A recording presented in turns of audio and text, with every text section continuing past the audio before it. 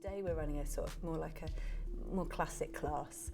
I'm instructing on different types of darning, but what I usually find is that the things people bring, or I have found, they're often associated with loss. Like the garment that people want to talk about or mend, maybe it's from their past, something they've held on to for a long time, or on occasion I've had garments that belong to people who've recently died. And that's very powerful because you find yourself looking at a sweater, it's usually sweaters, laid out on a table, and it has the shape of the person. You know, you feel the presence of a large man, a small woman, whatever, but you see their torso in this sweater.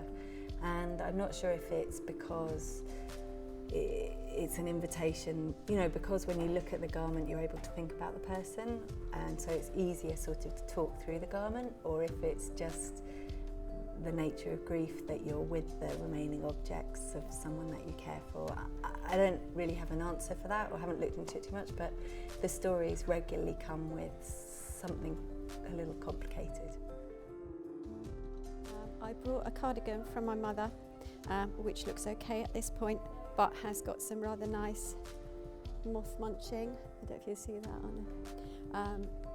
It's her favourite, one of her favourites, so she didn't really want to part with it. It's been interesting to look at using different texture walls together, whereas I would normally aim at a darn that's relatively invisible. So if I'm mending something, I don't necessarily want someone to see that it's got a big mend.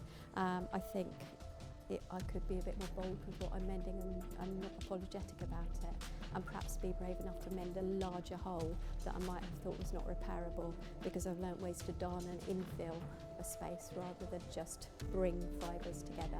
Well, I think it's important because you can keep clothes much longer, and if it's a piece of clothing that you're really fond of and you really like, you can repair it and keep it.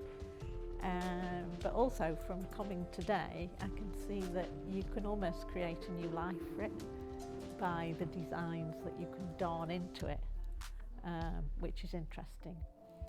So what I've learnt today is how to do a darn and how to do it neatly, and it's certainly not like how I thought you did darning.